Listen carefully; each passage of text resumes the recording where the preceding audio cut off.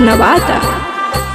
कहाँ से लैला जी भैया ढोलक छपनी सनावा, कहाँ से लैला जी भैया ढोलक छपनी सनावा।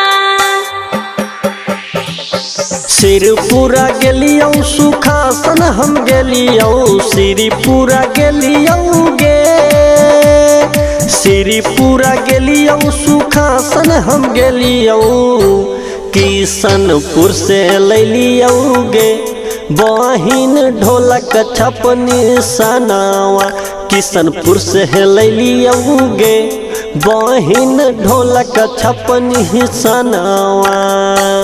सत्यनारायण चाचा जिंदाबाद जिंदाबाद जिंदाबाद, अनीता दीदी जिंदाबाद जिंदाबाद जिंदाबाद, ढोलक छाप जिंदाबाद जिंदाबाद जिंदाबाद।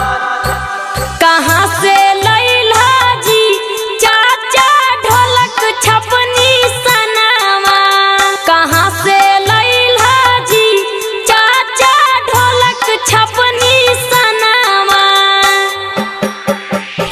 छतु पट्टी गेलियौ बरहत्था हम गेलियौ, चिल्हवा हम गेलियौ गे, छतु पट्टी गेलियौ चिल्हवा हम गेलियौ, किशनपुर से लैलियौ गे बेहटी ढोलक छपनी सनावा, किशनपुर से लैलियौ गे बेहटी ढोलक छपनी सनावा। सत्यनारायण चाचा जिंदाबाद जिंदाबाद जिंदाबाद, अनीता दीदी जिंदाबाद जिंदाबाद जिंदाबाद, ढोलक छाप जिंदाबाद जिंदाबाद जिंदाबाद, सुखासन पंचायत की जनता जिंदाबाद जिंदाबाद जिंदाबाद, सुखासन पंचायत की जनता जिंदाबाद जिंदाबाद जिंदाबाद।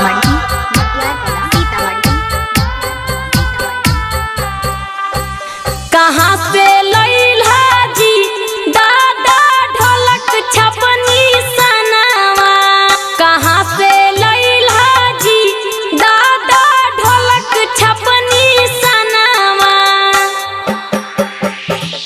शोभा टोला गेलियौ नव टोली हम गेलियौ, शोभा टोला गेलियौ गे, शोभा टोला गेलियौ नव टोली हम गेलियौ, किशनपुर से लैलियौ गे पोटी ढोलक छपनी सनावा, किशनपुर से लैलियौ गे पोटी ढोलक छपनी सनावा।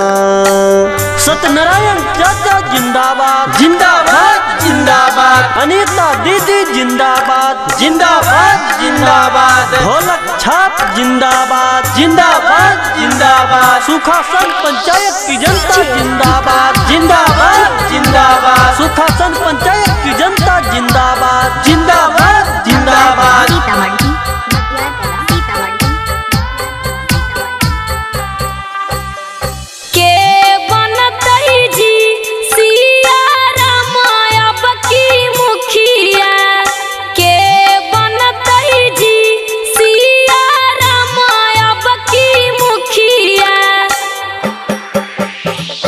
सुखासन पंचायत के विकास अब की होतई, सुखासन पंचायतिया के गे, सुखासन पंचायत के विकास अब की होतई, अनीता दीदी बनथिन गे कुसुम अब की के मुखिया, अनीता दीदी बनई हाजी चाची अब की के मुखिया, अनीता दीदिक बनई हाजी चाचिया बाकी के मुखिया, अनीता दीदिक बनई हाजी चाचा बाकी के मुखिया, अनीता दीदिक बनई हाजी भैया बाकी के मुखिया, अनीता दीदिक बनई हाजी दीदिया बाकी के मुखिया।